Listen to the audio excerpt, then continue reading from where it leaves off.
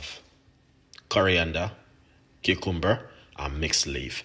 It's so simple, but look how this is going to be effective.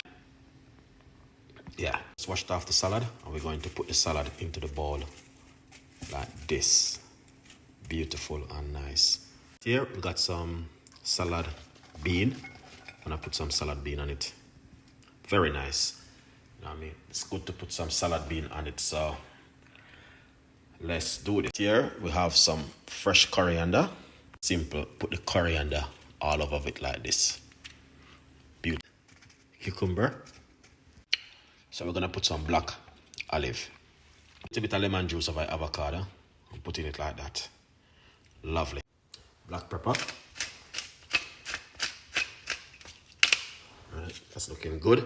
A bit of olive oil, not too much, just a little bit of olive oil. Now simple, plate it up like this.